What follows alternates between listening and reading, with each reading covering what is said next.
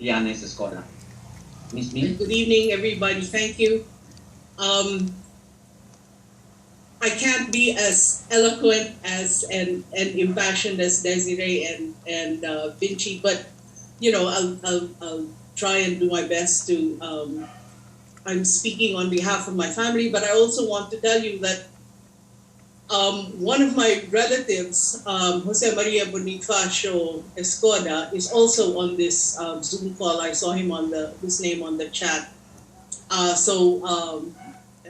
Boni is my mother's cousin. My mother, Ming, was one of the two children of Jose Abad Escoda. Let me just speak a little bit. Speak.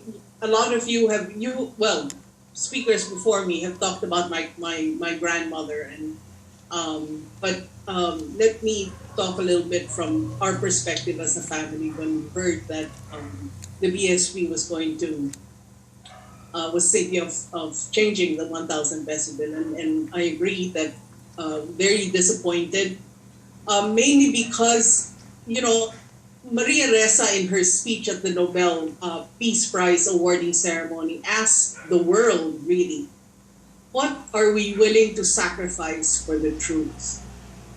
And Jose Abad Santos, General Vicente Lim, and my grandmother, Josefa Llanes Escoda, sacrificed everything. As Attorney Teddy has said, also Professor Jose, they sacrificed, they gave their lives for the truth. We have so few heroes, and as has been said before, for our children and grandchildren to emulate. Really fewer and fewer shoulders for our future heroes, because those, our children and our grandchildren and great-grandchildren, some of them will also be heroes, we hope. But they will have stood on the heroes like my grandmother and General Lim and Jose Abad Santos, who are willing to sacrifice everything for truth, for freedom, and for democracy.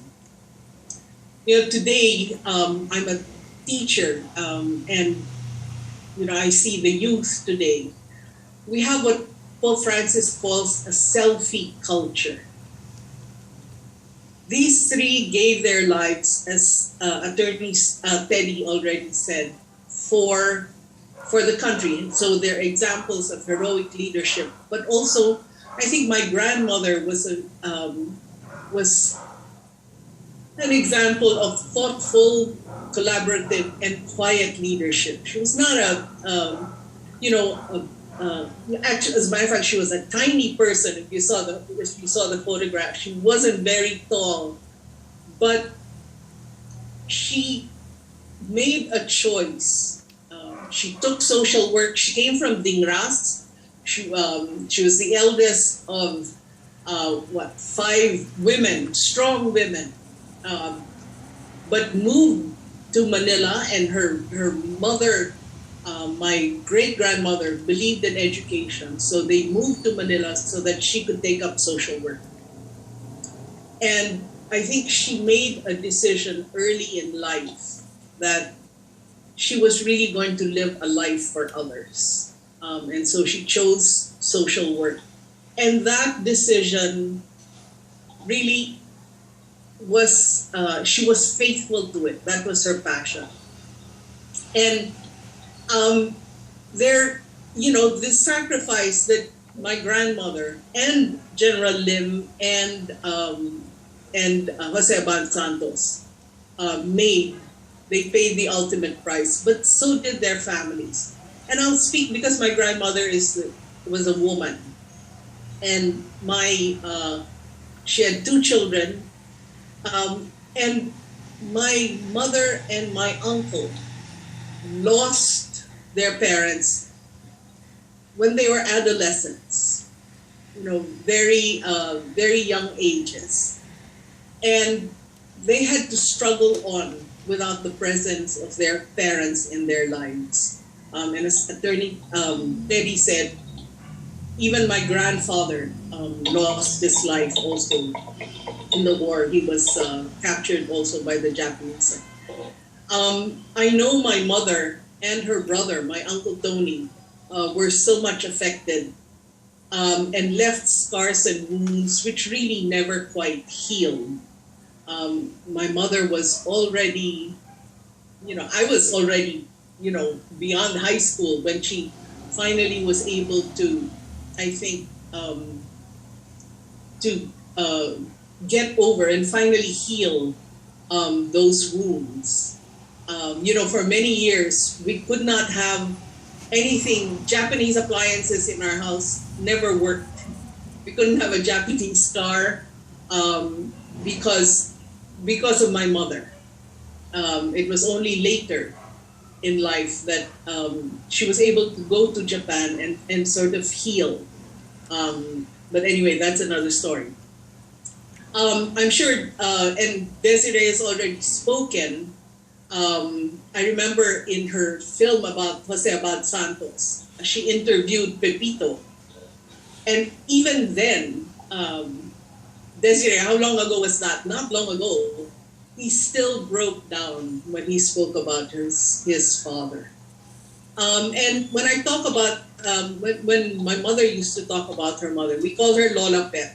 And Dr. Kamagay also mentioned that we don't know where they're buried. I remember November 1 for me is Fort Santiago, because we would go when we were very young. We would go as a family to Fort Santiago, to that white cross, that stands in the fort, and that's where we would put our sampaguita, because we didn't know where they were buried, neither my grandmother nor my grandfather. And I remember that not long, I was already, of age, and I think my mother found out that her mother was beheaded, and that just destroyed her, because we didn't know how she had died. We didn't know how she died. So these are scars that, but they made choices. My grandmother made a choice, and that choice had consequences on her children. However, I don't think she would have lived her life differently. Right? And, when they say, I agree that these three figures on the 1,000 peso bill are serve as models and heroes in a society and in a time where we have so few heroes for our youth to look up to. And I think, to quote Maria Ressa, that's where I think we have to hold the line, and we must not allow this, selfie culture to bury our heroes. One of the strengths of really the Jews, the Koreans, the Indians, is they keep repeating their stories, and we have to keep repeating the stories of our heroes. There's a book, and Teddy, it's a book for children and they call it Fantastic Filipinas, and one is about my grandmother, and it's called Girl Scout War Hero. The other one, Teddy, is about Pura, Villanueva, and it's being written now also. So these are lesser, Vinci Lim was talking about the unsung heroes. We have to tell the stories of these unsung heroes. Teddy's your grandmother, Teddy, or your great-grandmother? Pura. Lola Pura is my great-grandmother. Great-grandmother. Yeah. I have a nephew, a grand-nephew now, who lives in Singapore. And he told his class, he's 8 years old. He did a presentation on his great-grandmother, on Lola Pet, and showed them the 1,000 peso bills. So when these are heroes. My grandmother started the Girl Scouts. You have, Girl Scouts who look up to her as an example, as a model. And therefore,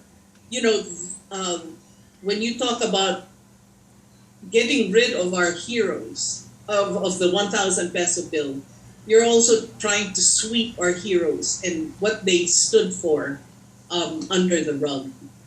And I don't think we should allow that to happen. And as Attorney Teddy also pointed out, Jose Abad Santos stood for justice and good governance. General Lim for the armed forces, defenders of our rights and of freedom, and my grandmother fought for women's rights, the right to vote. Were, the women who vote in May 2022 have that right because of what my grandmother and Vinci, your great grandmother, right, Pilar Hidalgo Lim, worked together to give Filipino women the right to vote, and of course the Girl Scouts of the Philippines, and who these are institutions that empower women and who mold young girls of character to give them the right values that they as mothers will then pass on to their children. So the heroes, not just on the 1,000 peso bill, but all the other denominations have stories that we should be telling our youth, because that's how they live on in our stories, in our memories. And that is how a culture, a